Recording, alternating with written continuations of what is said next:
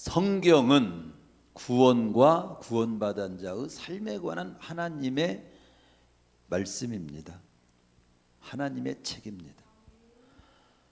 그러면 그 성경 중에 야고보서는 어떻게 구원받아야 하는 쪽에 관한 말씀이 아니라 그 목적이 구원받은 자가 지니고 살아야 할 삶, 어떻게 살아야 하느냐, 그 구원받은 자의 성숙한 삶에 관한 말씀입니다.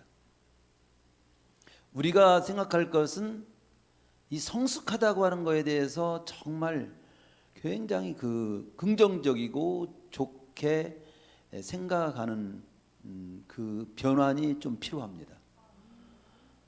성숙하다, 그것을 부담스럽게 느끼면 안 돼요. 성숙한 것은 하나님 보시기에 가장 좋은 모습을 말하는 거예요. 성숙한 모습은 가장 복된 모습을 말하는 거예요.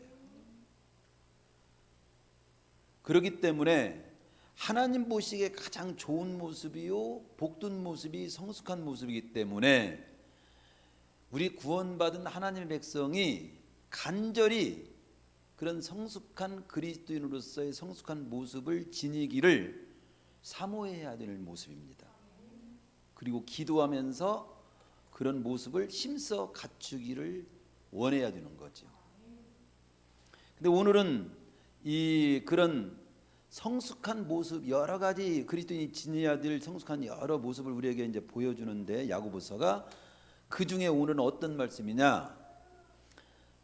성숙한 그리스도인은 하나님의 말씀을 온유함으로 잘 받고 실천하는 자다. 바로 하나님의 말씀을 온유함으로 잘 받고 순종하고 실천해서 삶에 적용하는 그런 자가 성숙한 그리스도인의 대표적인 모습이 되어야 한다. 이게 굉장히 중요한 말씀입니다. 마르틴 루터가 이런 말을 했어요.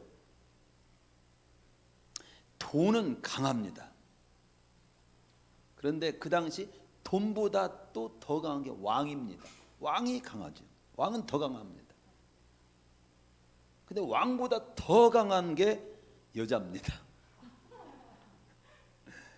그리고 거기서 끝나지 않고, 그러나 진리, 하나님의 말씀은 최고 강합니다. 하나님의 말씀이 최고 강하다고 하는 것을 이제 말하기 위해서 그렇게 돈이 강합니다, 왕이 강합니다, 왕보다 더 강한 게 여자입니다. 그러나 여자보다, 그러나 이 돈이 됐든 왕이 됐든 여자가 됐든 어떤 세상의 이제 재물, 권력, 인간은 강하다고 하지만 모두 유한하고 변하지만 하나님의 말씀 진리는 불변하고 영원하기 때문에 최고 강하다. 마태복음 5장 18절에서도 천지가 없어지기 전에는 하나님의 말씀 율법의 1.16도 없어지지 아니하고 다 이루리라. 성경이 뭡니까? 우선 이 성경이 뭔가, 오늘 말씀을 받기 전에 이 서두에서 이 말을 잘 들으셔야 됩니다. 성경이 뭐예요? 성경이 뭐냐고 묻는다면 그리스도인이라면 한마디로 표현할 때는 누구나 하나님의 말씀입니다라고 답하는데 이유가 없습니다. 성경이 뭡니까?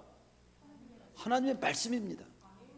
그러나 좀 구체적으로 들어가면 디모데후서 3장 16절에서는 모든 성경은 하나님의 감동으로 된 말씀입니다. 또 디모데후서 3장 15절에서는 성경은 능히 그리스도 예수 안에 믿음으로 말미암아 구원에 이르는 지혜가 있게 합니다.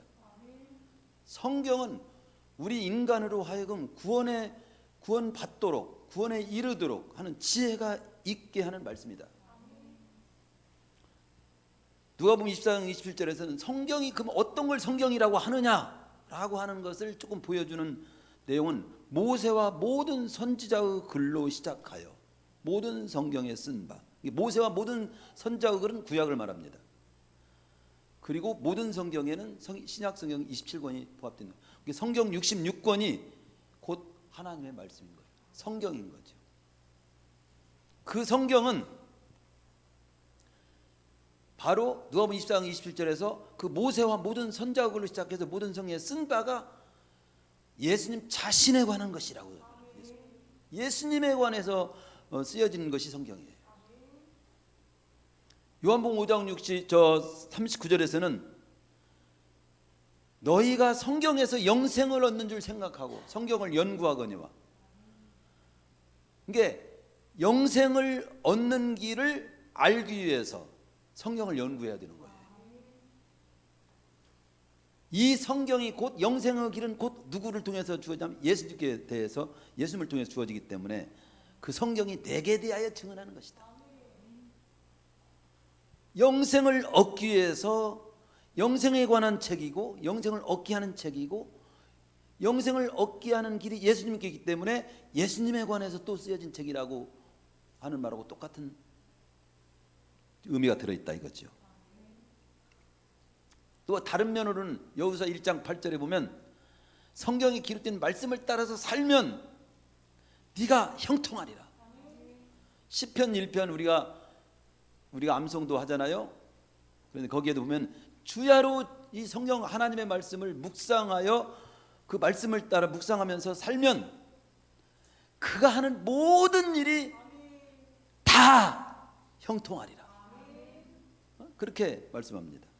신명기 28장에도 이 하나님의 말씀, 성경 말씀을 따라서 순종하면 모든 복이 임한다.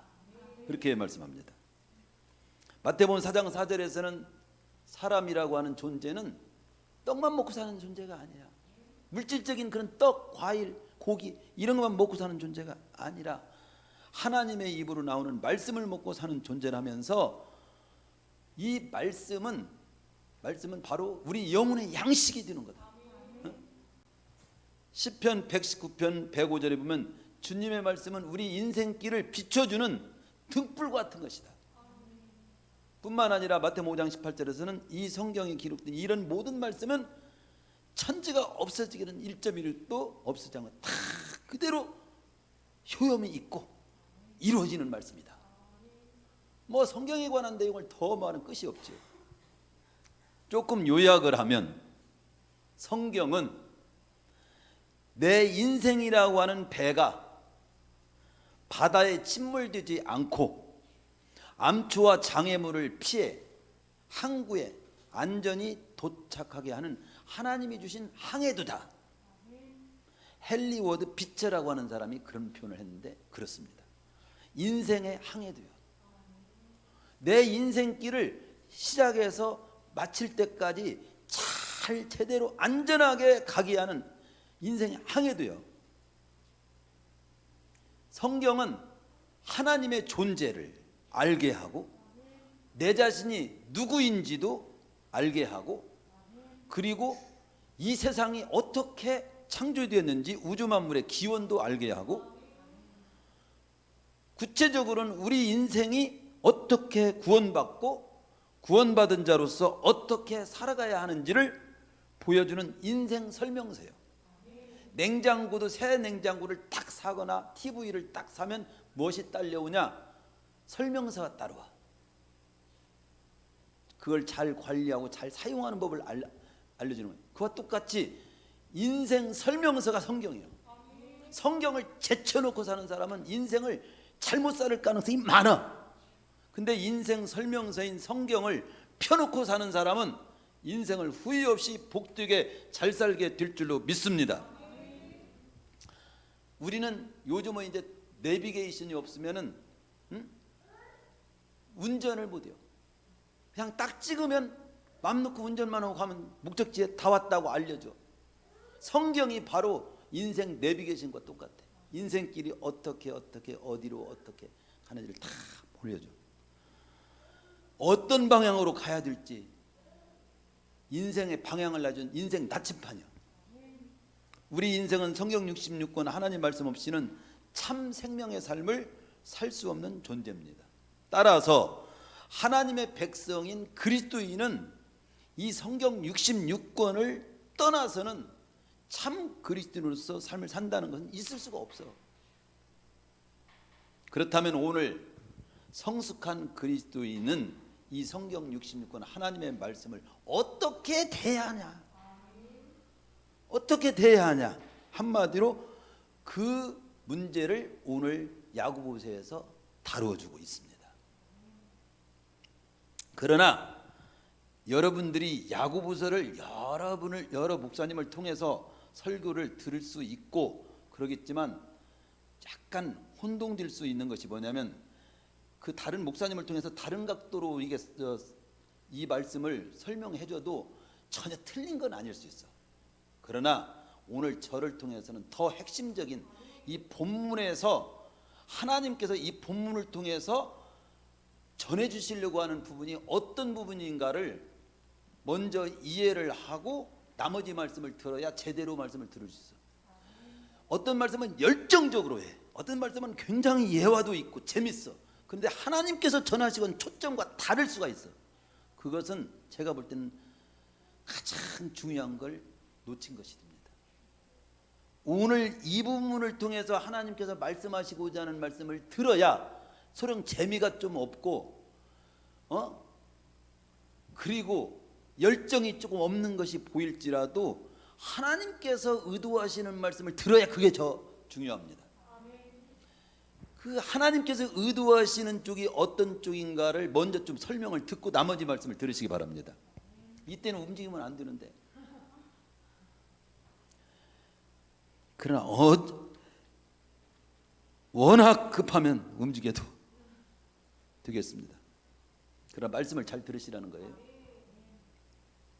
언뜻 본문은 여기 보면은 내 사랑하는 형제들아 너희가 알지 사람마다 듣기는 속히 하고 말하기는 더디하며 성내기도 더디하라.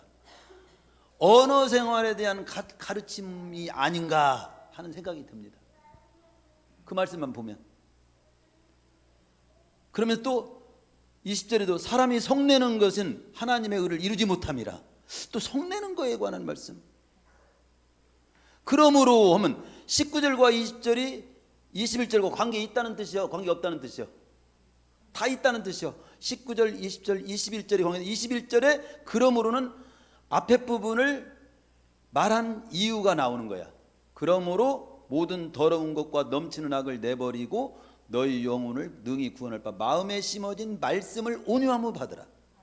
즉 그게 앞에 말을 속히 듣기는 속히 하고 말하기는 더디하며 성내기도 더디하라는 말을 한 것은 결론적으로 21절 마음에 심어진 말씀.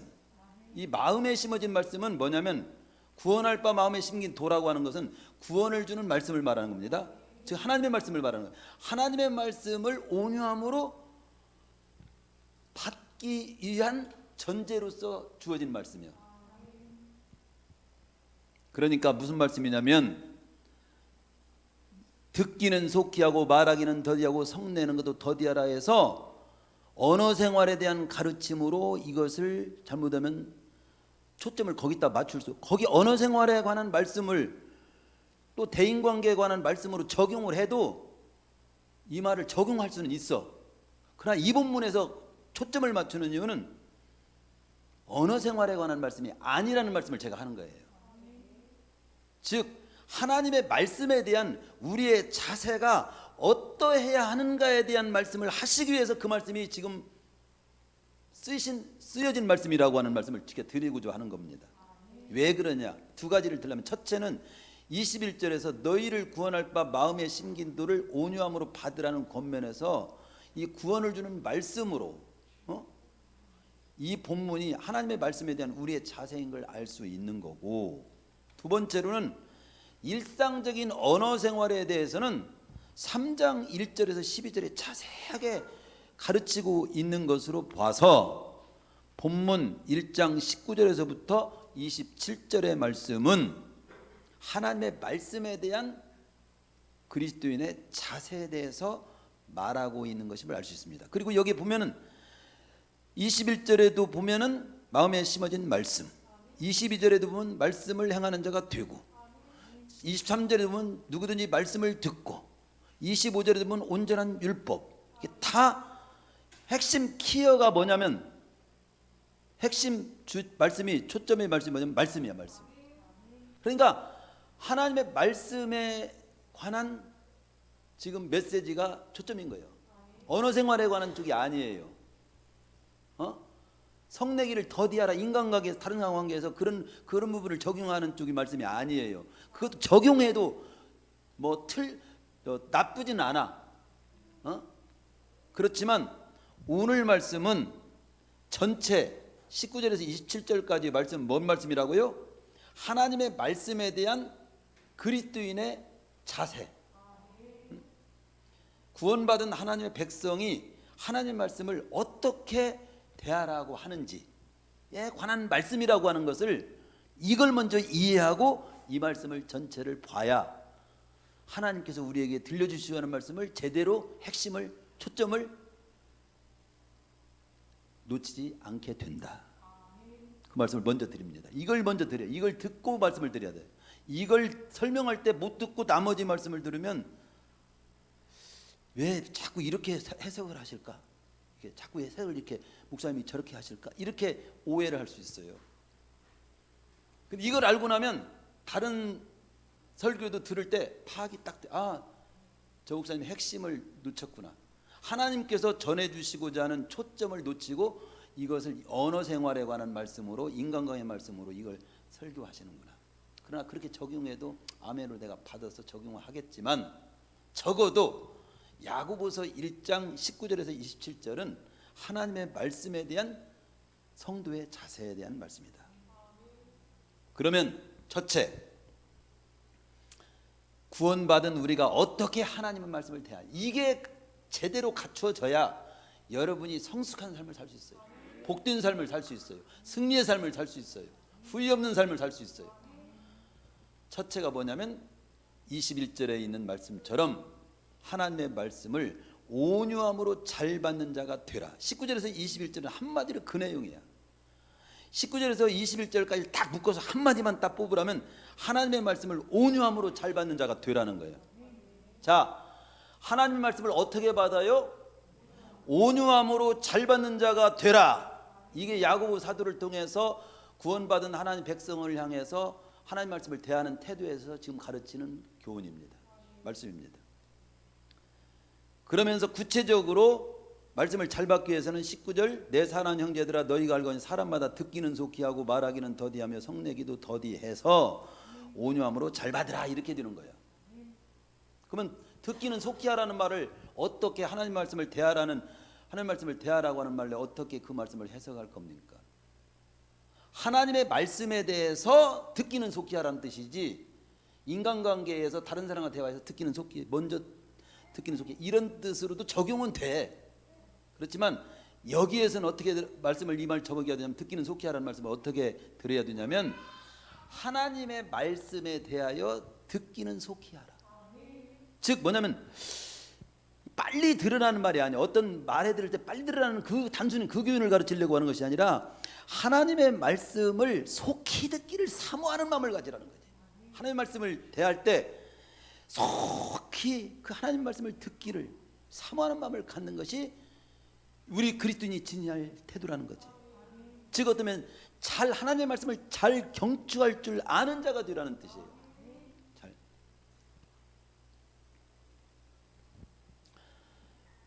지혜로운 마음을 히브리어로 보면 레브 시에마라는 말을 씁니다. 레브라고 하는 것은 마음이라고 하고 시에마는 듣는다는 것인데, 지혜로운 마음을 다른 말하면 듣는 마음이야. 듣는 마음. 그러니까 가정에서 부모님 말씀 잘 듣는 자식이 지혜로운 자식이고, 학교에서는 선생님 말씀 잘 듣는 것이 학생이 지혜로운 학생이고, 교회에서는 목사님 말씀 잘 듣는 성도가 지혜로운 성도라고 볼 수 있어. 솔로몬은 지혜로운 마음을 달라고 1000번째를 드립니다. 열왕기상에 보면 3장 9절에서 구합니다. 그러나 알고 보면 지혜로운 마음은 하나님의 말씀을 잘 듣는 마음이 지혜로운 마음입니다. 저로 하여금 하나님의 음성을, 하나님의 마음을 잘 듣게 하여 주십시오. 바로 그렇게 기도한 거나 똑같아요.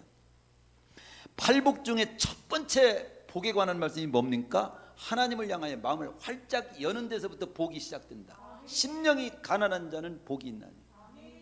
심령이 가난하다고 하는 것은 바로 마음을 활짝 열고 가난한 마음, 배고픈 사람이 밥을 찾듯 하나님을 향해 마음을 활짝 여는다.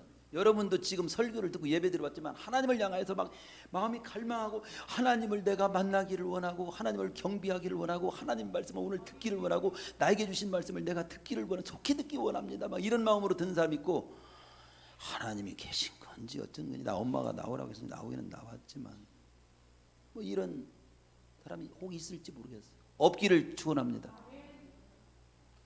있어도 잘 깨달으시기 바랍니다. 신명기 28장에 복이 말씀에 순종한 모든 복이 임한다고 말씀합니다. 제노라고 하는 철학자는 입은 한 개, 귀는 두 개를 주시는 것은 말하는 두 배로 들으라, 그런 의미에서 귀를 두 개로 했다. 뭐 꼭 그런 건 뭐 아닙니다. 그게 뭐 그렇게 표현한 것뿐이지. 제가 볼 때는 귀가 한쪽만 이렇게 여기 열리면 이쪽은 못 듣잖아. 잘 양쪽을 잘 들으라고 양쪽에 두 개 있는 거지. 뭐 두 배로 꼭 들으라고 귀가 두 개 있을까? 그러나 그렇게 말한 것은 말하는 것보다 듣는 것을 더 신중히 잘 하라는 의미를 강조하는 표현이겠죠. 뭐 귀가 두 개 있다고 해서 두 배로 말하라는 꼭 뜻은 아니겠죠. 그러나 중요한 것은 그렇게 두 배로 듣는 걸 더 신중히 여기라는 거죠. 더 먼저 챙기라는 거죠. 시편 1편에 복 있는 사람은 말씀을 주야로 묵상하는 자라고 말씀합니다. 종합적으로 이 말씀을 보면 듣기는 속히 하라. 이것은 하나님의 말씀에 대해서 어떤 자세를 지냐입니까? 먼저 잘 경청하는 자세로서 하나님 말씀을 대하라 이거지. 근데 속히 듣기를 사모하되, 즉 먼저 잘 하나님의 말씀을 잘 내가 경청해야 하는 자세를 지니되, 말씀을 듣되 지식으로 아닌 양식으로 생각하고 듣기를 바랍니다. 지식은 없어도 되지만 양식은 못 먹으면 어때요? 죽잖아요. 그냥 못 먹으면 죽는 마음으로 말씀을 잘 경청하기를. 내가 이 말씀 놓치면, 여러분 요즘 뭐라고 할까요? 그 뭐지? 재테크 말고 뭐 주식 같은 거 할 때 거기에 뭐가 더 올라가고 더 내려가고, 얼마나 거기에 그 하는 사람들은 그냥 관심이 있는지 몰라. 그 정도보다 더 관심을 가져야 돼. 더 내가 잘못 이거 투자했다는 그냥 완전히 빠져나가고, 잘 투자하면 확 돈을 벌을 수도 있고 막 긴장이 돼 있어. 막 긴장. 근데 그것보다도 더 이 말씀 제대로 못 받으면 나는 죽어. 양식으로 받아야 돼. 양식으로. 단순한 지식으로 들어도 되고 안 들어도 되고 그런 지식 정도로 들으면 안 됩니다. 듣되 마음에 막 간절히 새겨 드려야 됩니다. 사람의 머리에는 세 가지 머리가 있다고 그래요. 이건 뭐 유머 정도에 해당되는 얘기인데, 물머리가 돼. 물머리. 거기다 물에다가 글씨 써봐. 쓰나 마나야. 그런데 모래머리가 있어. 모래머리. 여러분 바닷가에 모래에다가 내가 아무개를 사랑한다 막 그 사랑 표시도 막 써놓고 그러지. 물이 한번 찰싹해서 싹 지나가면 싹 없어지지. 모래머리가 있어. 돌머리도 있어. 돌머리는 잘 새겨지질 않아. 막 끌로 망치로 때리면서 새겨야 돼. 근데 한번 새겨지면 지워지질 않아. 몇십 년간. 물머리는 잘 써지지만 금방 지워지고, 모래는 중간쯤이고, 돌은 잘 써지지 않으나 한번 새기면 지워지지 않듯이, 그냥 그렇게 돌에다가 새기듯이 잘 새길 마음으로 듣는 게 하나님 말씀을 경청하는 자세예요. 또 데살로니가 성도님들처럼 이 시간도 허대식 목사님의 설교가 아니야. 하나님의 말씀을 허대식 목사님을 도구로 해서 들려주시는, 허대식 목사를 도구로 써서 들려주실 하나님의 말씀을 잘 듣게 하여 주옵소서. 허대식 목사님을 통해서 선포되는 하나님의 메시지를 잘 듣게 하여 주옵소서. 허대식 목사님의 강연이나 설교를 들으려고 하지 말고, 허대식 목사님을 쓰셔서 말씀하시는 하나님의 말씀을 잘 듣게 하여 주옵소서. 구체적으로 기도한다면 그렇게 기도해요. 지금 우리 손자가 최고로 그게 아멘하네. 통해. 그래서 막연히 들으면 5 내지 10%가 좀 남고요. 정신 차리고 들으면 20 내지 50% 정도. 그리고 공부하면 30 내지 70%, 암송하면 85 내지 100%. 그래서 또렷한 기억력, 의지하기보다도 희미한 기록이 낫다고 했어. 막 진짜 하는 사람은요, 막 주부도 오려 붙이고 또 자기가 그 줄치고 또 거기에 말씀을 또 읽어보고 기록하면서 들으십시오. 가장 좋은 암송입니다. 그러나 어떤 사람은 자기 기록한다고 엉뚱한 거 하루 스케줄을 기록해요. 말씀은 안 듣고 스케줄을 기록. 주부에다가 어떤 게 주부 놓고 간 거 있는 보면은 오후에 친구 만나서 만나기로 하다. 그리고 그림도 만화 그림 그리고 하고 말씀 안 들었다는 거지. 하나님의 말씀을 그렇게 취급하면 되겠습니까? 안 되지요. 또 말하기는 더디하라는 말도 하나님의 말씀을 대하는 태도에 있어서 말하기는 더디하라. 이것은 하나님의 말씀에 대하여 함부로 말하지 말라는 말로 이해를 해야 돼요. 우리는 대인관계에서 말하기를 더디하라 뭐 이렇게 쓸 수는 있어. 그렇게도 적용도 그동안 했어. 그러나 초점을 우리는 하나님의 말씀에 대해서 함부로 말하지 말라. 은혜가 떨어졌나 봐. 잘 들어요. 사람들끼리 이야기하는 것과 관련된 교훈이 아니라는 쪽을 지금 제가 강조하고 있습니다. 하나님의 말씀에 대해서 말할 때 조심하라는 말로 이 말씀을 받아야 돼요. 말하기를 더디하라, 조심하라. 함부로 하나님의 말씀을 판단하지 말고 비판하지 말고 자기가 아는 지식으로 쪼개지 말고 판단하지 말고 비판하지 말라는 거예요. 특히 이단들과 논쟁에 휘말리지 말아요. 하나님 말씀 가지고. 이단들은요 경계하고 사실은 인사도 하지 말라고 했어. 들여놓지도 말고 콩야팥이 할 것도 없어. 사단의 특징은 아담 때부터 말씀을 곡해하고 하나님을 오해케 만드는 전문가인데 그 오해케 만드는 일에 쓰임받는 게 대표적으로 이단이야. 성경에 보면 이단에 속한 사람하고는 인사도 하지 말라고 했어. 그게 성경이야. 내가 이단이라고 하면 일단은 경계했다 하고 인사조차 할 것도 콩야팥이 할 상대가 아니다라고 처리해버려. 그러나 하나님의 말씀을 가지고 서로 콩야팥이야 할 필요도 없어. 아울러서 성도 간에도 말씀에 대한 논쟁은 피해야 돼. 하나님의 말씀은 논쟁의 재료가 아닙니다. 믿고 영생을 얻게 하려는 것이 최종 목적이에요. 그리고 구원받은 자께 살게 하는 것이 목적이에요. 그런 쪽의 목적이 아니면 그 말씀 가지고 옥신각신하면 안 됩니다. 오히려 은혜 받은 말씀, 구원에 대해서 더 확신을 줬다. 또 구원받아 더 이렇게 살면 복이 된다. 이런 말씀 두 가지만 가지고 나눠야 돼. 어떤 면에서는 깨달은 말씀, 은혜 받은 말씀, 확신이 주어지는 말씀. 요한복음 20장 31절에도 보면 오직 이것을 기록하면 너희로 예수께서 하나님의 아들 그리스도이심을 믿게 하려 함이라. 믿음을 예수님이 그리스도이심을 더 믿게 하는 말씀. 그 이름을 힘입어 생명을 얻게 하려면 생명을 얻게 하는 쪽에 깨달음을 같이 나누는 말씀을 해야지. 네가 잘났다 내가 잘났다 하나님 말씀 가지고 논쟁을 하면 안 됩니다. 그럼 성내기는 더디하라는 말씀을 하나님의 말씀에 대한 태도 그 관계로 어떻게 이 말씀을 우리는 봐야 되냐. 성내기는 더디하라.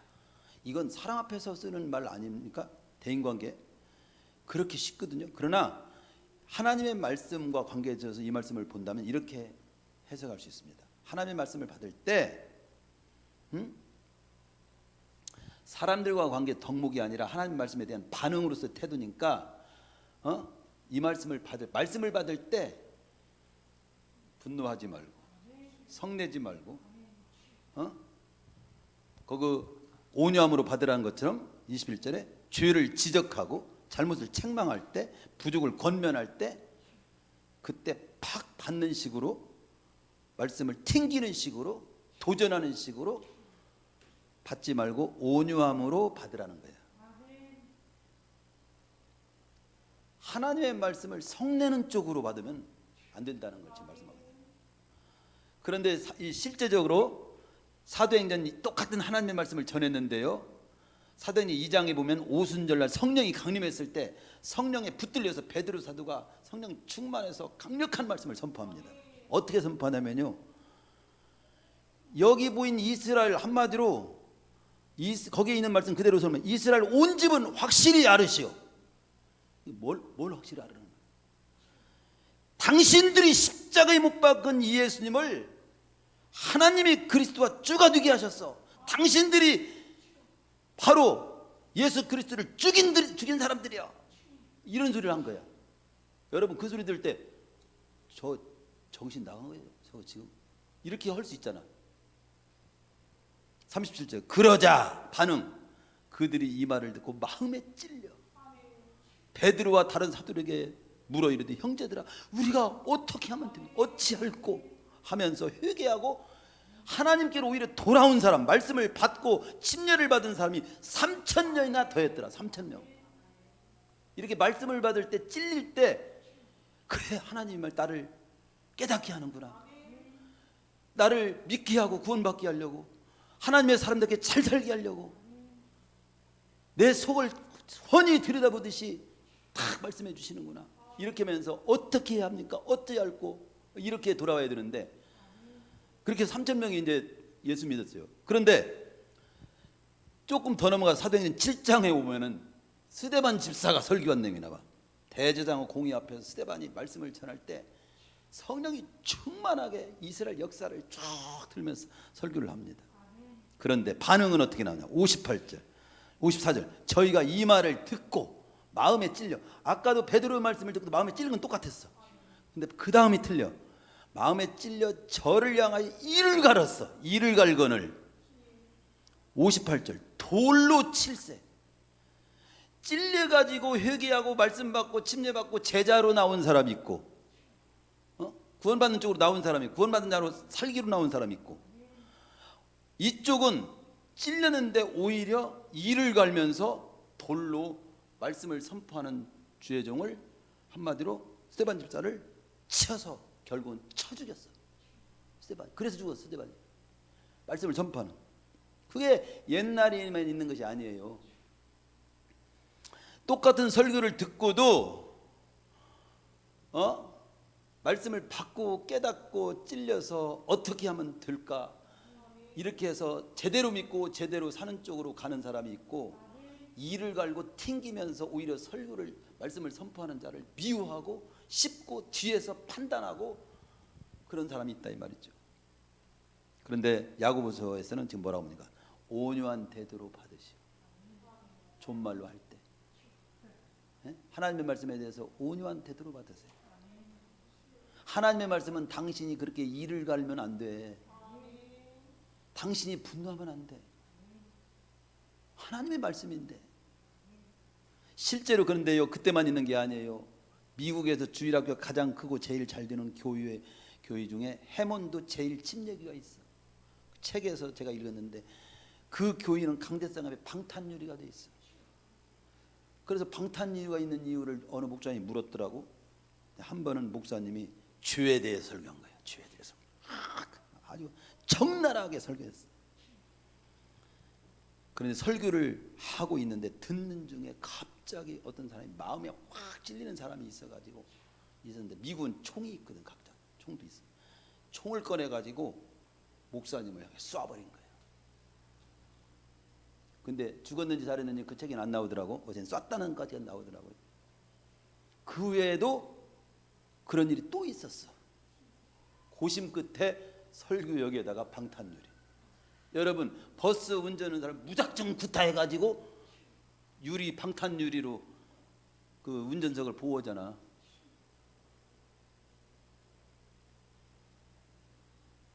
성내는 것이 20절에 그렇게 나옵니다. 그렇게 성내는 것이, 말씀 듣고 성내는 것이 하나님의 의를 이루지 못한다. 하나님께서 좋게 보지 않는다.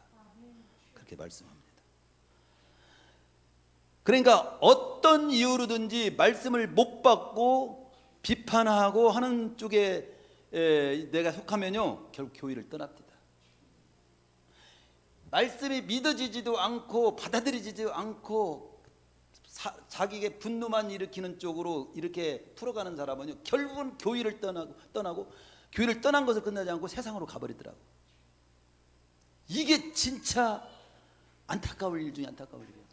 돈 못 버는 일보다도, 병든 것보다도, 실패한 것보다도 하나님의 말씀을 잘못 받아서 분노로 받아가지고 교회 떠나고 세상으로 나가서 마지막에 지옥 자식이 되는 거, 이게 통곡할 일이지 어떤 것이 통곡할 일입니까? 우리 교회는 그런 일이 없더라고 해서 이런 말씀을 잘 드려야 되는 거죠.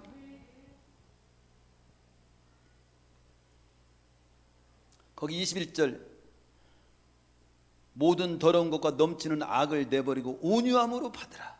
이것은 모든 더러운 것과 넘치는 악을 내버리는 말은 말씀을 잘 받을 수 있도록 준비된 마음을 가지고 받으라 이거지. 마치 정원에 좋은 꽃씨를 뿌리려면 먼저 잡초를 뽑고 씨를 뿌리듯이 우리 마음의 말씀을 잘 받기 위해서는 심겨진 더러운 것과 넘치는 악을 버리고 정리하고 말씀을 잘 받으라 이거예요. 씨 뿌리는 비유가 대표적으로 나오잖아요. 성경에 보면 마태복음에도 나오고 마가복음에도 나오는데, 길가 같은 마음밭, 돌짝밭 같은 마음밭, 가시 떨기 같은 마음밭, 옥토와 같은 마음밭인데, 그 길가 같은 마음밭 갖고는 말씀을 제대로 못 받아. 즉 길 같은 마음밭은 어떤 밭입니까? 깨닫지 못하는 마음이라고 나와. 악한 자가 와서 깨달을 틈을 안 줘. 여러분, 지금 제가 말씀을 전했는데 한마디도 깨달은 것이 없어. 한마디로 말씀에 와닿지를 않아. 지금 엉뚱한 생각을 했거나 아니 뭔 말인지를 잘 이해를 못하고, 이미 악한 영이 뺏은 거라고 성경은 그렇게 해석합니다. 제가 말하는 것이 아니에요. 마귀가 여러분의 생각을 뺏어버리면 아무리 설교를 차근차근 설명을 해도 못 깨닫는 거예요. 또 엉뚱한 생각으로 해가지고 못 깨닫는, 못 받는 거예요. 마귀에 뺏긴 마음. 돌짝밭 같은 그 길 같은 마음밭은 정리해야 됩니다. 그렇게 미리 와서 기도도 하고 찬양도 하고 그런 거죠. 또 돌밭 같은 마음밭으로도 안 돼요. 돌밭 같은 마음은 말씀을 잘 듣기는 들어. 그런데요, 환난이나 박해가 일어날 때 넘어지는 마음. 조그만 어려움이 있으면 말씀을 그냥 뒤로 제쳐버리는 거예요. 조그만 어려움이 있으면 교회 안 나와. 조그만 있으면 기도도 안 나와. 조그만 있으면 예배 안 드려. 이것은 말씀을 결실을 맺을 수 있는 마음이 못 돼요. 어떻게 하면 그 말씀을 끝까지 잘 받고 그 말씀을 이룰 수 있을까 쪽으로 가야지. 가시떨기 같은 마음은 세상의 염려와 재물의 유혹에 말씀이 막힌 사람이에요. 세상적인 걸로 다 막혀가지고 말씀이 내 속에 못 들어와. 그러나 돌짝밭 같은 말씀은, 아니 뭡니까, 옥토 같은 마음은 말씀을 잘 듣고 깨닫는 마음이라고 그래요. 잘 어떻게든지 잘 말씀을 잘 듣고 잘 깨닫는 마음이요. 그게 준비된 마음입니다. 그 온유함으로 받는다는 말은 옥토 같은 마음으로 받는다는 말하고 똑같은 거예요. 그리고 마지막 크게 이렇게 앞에는 뭐예요? 첫 번째 우리가 듣는 말씀은 크게 한마디로 뭐예요? 무슨 말? 하나님의 말씀을 온유함으로 잘 받는 자가 되라, 이쪽에 말씀을 드렸어요. 크게 두 번째 말씀을 간단하게 드리고 마칠게요. 말씀을 잘 받을 뿐만 아니라 이제는 뭐예요? 잘 실행하는 자가 돼야 된다. 실행하는 자가 되라.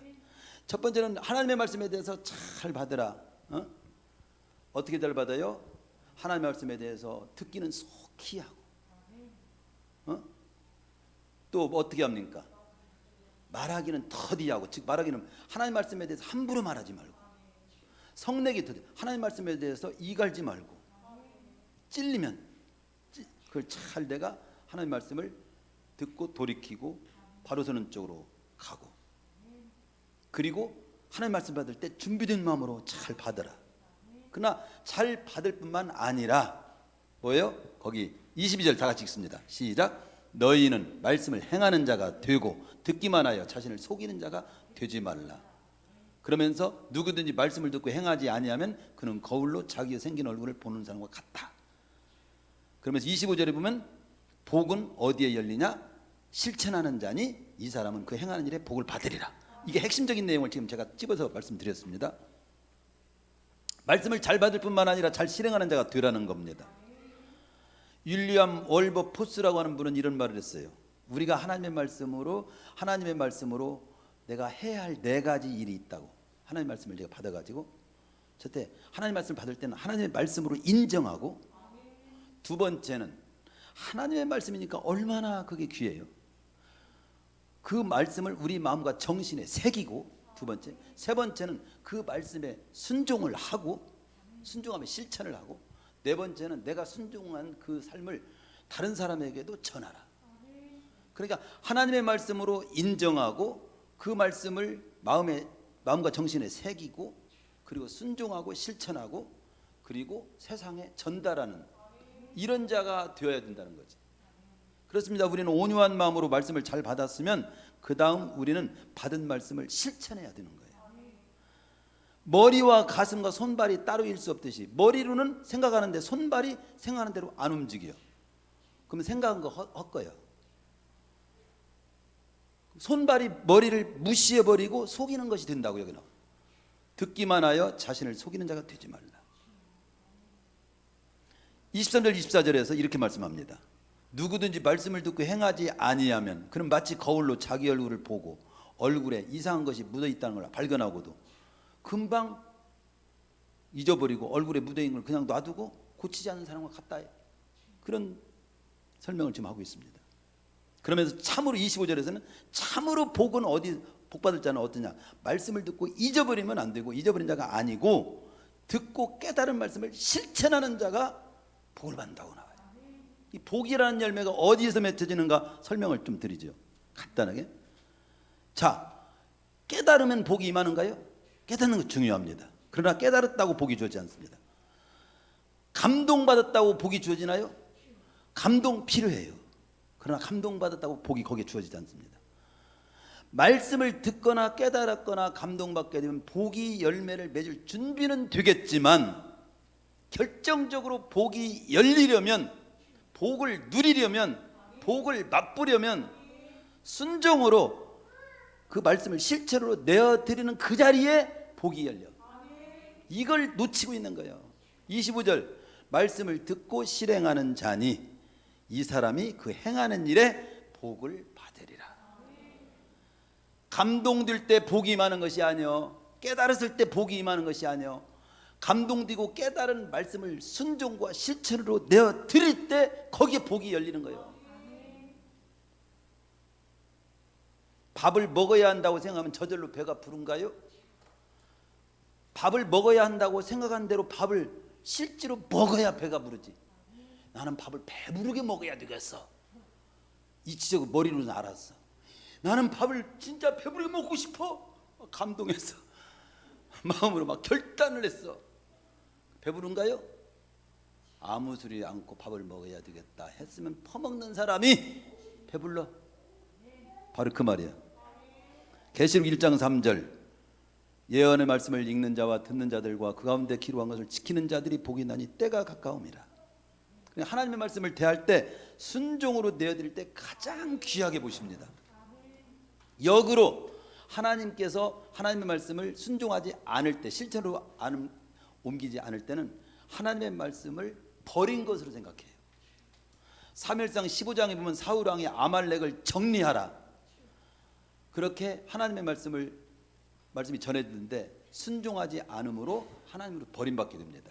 근데 거기에 설명을 잘 보면 이런 말씀이 나와요.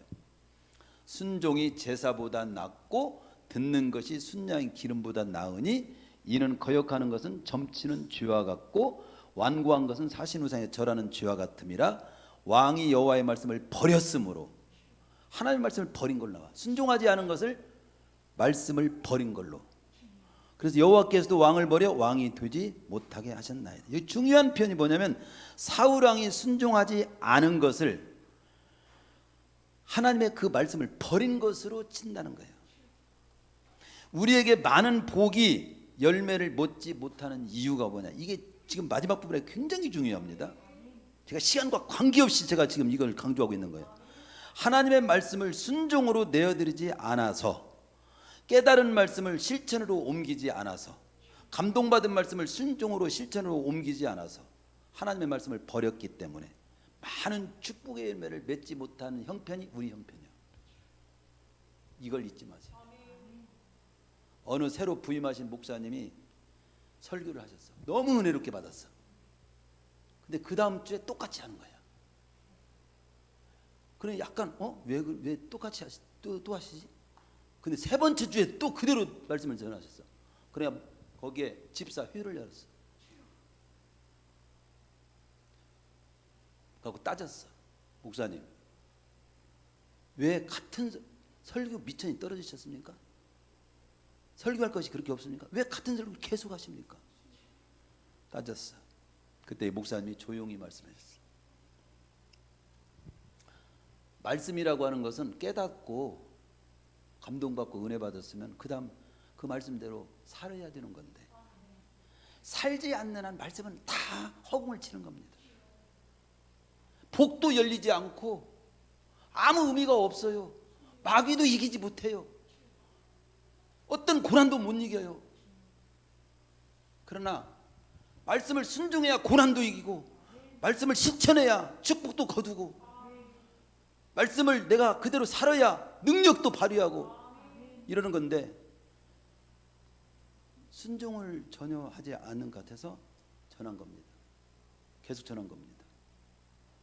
말씀은 그냥 귀를 즐겁게 해서 듣는 것이 아니고 웃고 즐기기 위해서 듣는 것이 아닙니다. 실천하려고 듣는 겁니다. 살기 위해서 듣는 것입니다. 떠나라면 떠나겠습니다. 바디끄레기 잡고 붙잡았다는, 그때부터 그 교회가 잘 됐다는, 성도들이 승리하고 형통했다는, 싫어요. 우리 교회가 지금까지 맹점이 뭐냐? 듣기도 하고 감동받을 때도 있고 깨닫기도 했을 거예요. 실천이 우리는 아무튼 약하다는 거지. 순종이 약하다는 거지. 하나님의 말씀을 대하는 최종적인 목적은 하나님의 말씀을 잘 듣고 깨달아서 순종하고 실천해서 승리도 하고 축복도 누리고 하나님께 영광도 돌리고 하나님의 것을 성취하는 그리스도로 살아가는 것이 최종 목적이니, 이것이 굉장히 중요하다. 하나님의 말씀을 대하는 태도, 결국 온유함으로 잘 받고, 그 핵심은 뭐냐면 오늘 본문의 핵심 구절 21절 다 같이 읽습니다. 너희는 말씀을 그러므로 더러운 것과 넘치는 악을 내버리고 너희 영혼을 능히 구원할 바 마음에 심어진 말씀을 온유함으로 받으라.